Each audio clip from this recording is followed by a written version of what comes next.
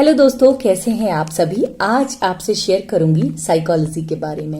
जब मैं किसी को ये बताती हूँ कि मैं साइकोलॉजी की स्टूडेंट हूँ तो कई सारे मेरे दोस्त और मेरे आसपास के लोग, मेरे जानने वाले लोग मुझसे ये पूछते हैं, अच्छा ये बताओ तुम मनोविज्ञान पढ़ती हो, हमारे मन के बारे में बताओ, इस वक्त मैं क्या सोच रहा हूँ ये बताओ।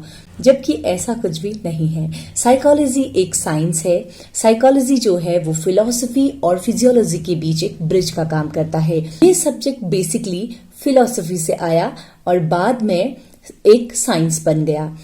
अगर हम बात करें साइकोलॉजी शब्द का, तो साइकी का अर्थ होता है, ग्रीक भाषा का शब्द है, इसका अर्थ होता है आत्मा या मन, और लोगस का मतलब होता है ज्ञान, यानी कि मन का विज्ञान। इसीलिए हम इसको मनोविज्ञान के नाम से जानते हैं। बेसिकली हम अगर किसी के मनोदशा को जानना चाहें, किसी की भी साइकोलॉजिकल कंडीशन को जानना चाहें, तो उसके लिए हमारे पास बहुत सारी विधियां हैं। सबसे पहले आता है क्वेश्चनियर।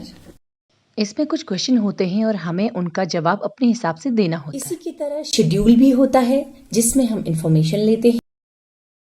लैब में किए जाने वाले एक्सपेरिमेंट साइकोलॉजी को साइंस की कैटेगरी में रखते हैं, जहां पर हम नियंत्रित परिस्थितियों में किसी भी वेरिएबल का पता लगा सकते हैं। किसी भी व्यक्ति के साइकोलॉजिकल एट्रीब्यूट्स को मेजर करने के लिए हम इंटरव्यू के द्वारा भी उसके बारे में जान सकते हैं और उसके बिहेवियर को प्रिडिक्ट कर सकते हैं। आमने सामने बैठकर या ऑनलाइन भी इंटरव्यू लिया। केस स्टडी एक ऐसी स्टडी है जिसमें हम किसी भी व्यक्ति की डीप स्टडी करते हैं, उसका रहन सहन, खान पान, कल्चर, उसका देश, उसकी सोसाइटी, सब चीज के बारे में हम नोट करते हैं और उसी के आधार पर व्याख्या करके उसका प्रिडिक्शन करते हैं।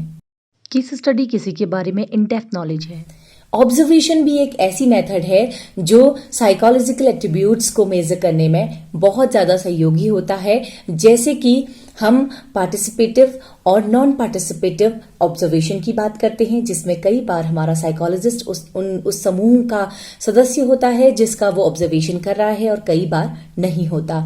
तो ये सारी विधियां हैं जिनसे हम किसी की मनोवैज्ञानिक स्थिति का, किसी के मनोदशा का, किसी की साइकोलॉजिकल प्रॉब्लम्स का पता लगाते हैं और उसी के आधार पर उसको प्रिडिक्ट भी करते हैं।